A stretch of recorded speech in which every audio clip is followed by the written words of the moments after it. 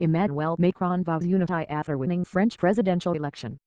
The pro-EU centrist Emmanuel Macron has won the French presidency in a decisive victory over the far-right Front National leader, Marine Le Pen, and vowed to unite a divided and fractured France. Macron, 39, the former economy minister who ran as a neither left nor right independent promising to shake up the French political system, took 66% to Le Pen's 34%. His victory was hailed by his supporters as holding back the tide of populism after the Brexit vote and Donald Trump's victory in the U.S. election. Addressing thousands of supporters in the grand courtyard of the Louvre, the vast Paris palace-turned-museum, Macron said he would defend France and Europe. He said Europe and the world are watching us and waiting for us to defend the spirit of the Enlightenment, threatened in so many places. He promised to unite a divided and fractured France, saying, "I will do everything to make sure you never have reason again to vote for extremes." Speaking of his meteoric rise and victory that was not forecast even a year ago, he said, "Everyone said it was impossible, but they didn't know France." Despite the wide margin of the final result, Le Pen's score nonetheless marked the historic high for the French far-right. Even after a lackluster campaign that ended with a calamitous performance in the final TV debate, she was projected to have taken almost 11 votes, double that of her father, Jean-Marie Le Pen, when he reached the presidential runoff in 2002. The anti-immigration, anti-EU Front National's supporters asserted that the party had a central place as an opposition force in France. Turnout was the lowest in more than 40 years. Almost one-third of voters chose neither Macron nor Le Pen, with 12 million abstaining and 4.2 million spoiling ballot papers. Macron, who has never held elected office and was unknown until 3 years ago, is France's youngest president. Next Sunday, he will take over the country under a state of emergency, still facing a major terrorism threat and struggling with a stagnant economy after decades of mass unemployment. France is divided after an election campaign in which anti-establishment anger saw the traditional left and right ruling parties ejected from the race in the first round for the first time since the period after the Second World War. François Bayrou, an ex-minister and Macron's centrist ally, said, "He is the youngest head of state on the planet, which sends an incredible message of hope. Macron is giving hope to people who had no hope. Hope that maybe we can do something, go beyond the left-right divide that no longer makes sense." Le Pen swiftly conceded defeat. She said she had won a historic and massive score that made her leader of the biggest opposition force in France and vowed to radically overhaul her Front National Party. Her promise to transform the far-right movement left open the possibility that the party could be expanded and renamed in an attempt to boost its electoral chances. It was a major step in the political normalization of her movement.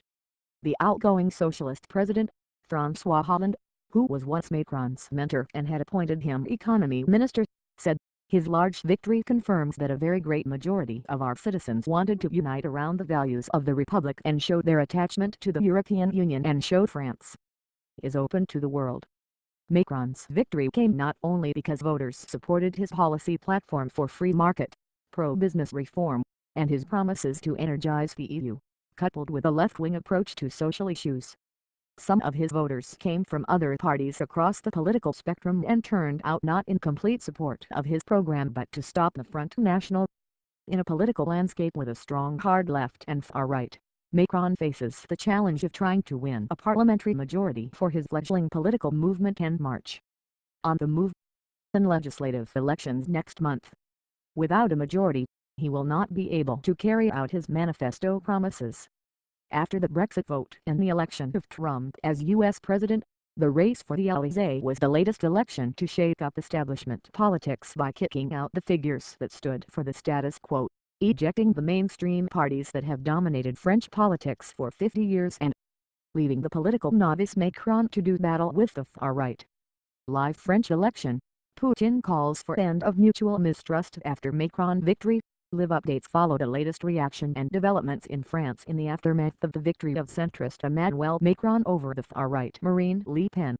Read more. His victory comes after a bitter campaign with Le Pen in which she accused him of being part of an elite that did not understand ordinary people, and he said Le Pen represented the party of hatred that wanted a civil war in France. The runoff pitted France's most Europhile candidate against its most Europhobe. In Brussels and Berlin, there was relief that Le Pen's anti-EU, anti-globalization program was defeated. A spokesman for the German Chancellor, Angela Merkel, said it was a victory for a strong and united Europe, while the European Commission President, Jean-Claude Juncker, said French voters had chosen a European future. The office of the British Prime Minister, Theresa May, said she warmly congratulates Macron on his victory and we look forward to working with the new president on a wide range of shared priorities. Trump, who will meet Macron on May 25 at the NATO summit in Brussels, tweeted, "Congratulations to Emmanuel Macron on his big win today as the next president of France. I look very much forward to working with him." Earlier in the campaign, he had declared Le Pen the strongest candidate. Hours before the end of campaigning on Friday night, Macron's campaign was hacked, which Paris prosecutors are investigating. Hundreds of thousands of emails and documents were dumped online and spread by WikiLeaks in what his campaign called an attempt at democratic destabilization. Macron, a former investment banker and senior civil servant who grew up in the bourgeois family in Amiens, served as deputy chief of staff to Hollande but was not part of the Socialist Party.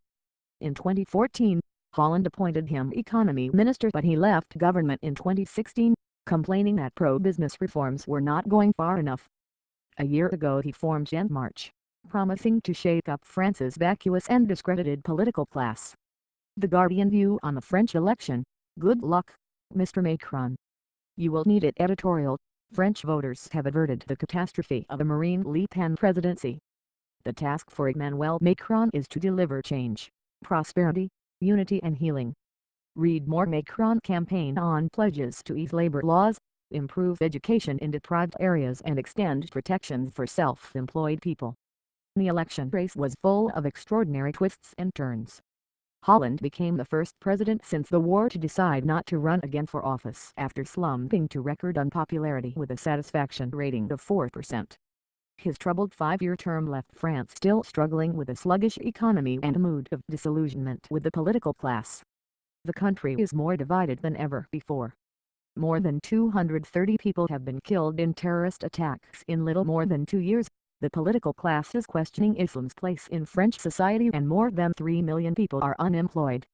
The right-wing candidate, François Fillon, once seen as favorite, was badly damaged by a judicial investigation into a string of corruption allegations, including that he paid his wife and children generous salaries from public funds for fake parliamentary assistant jobs.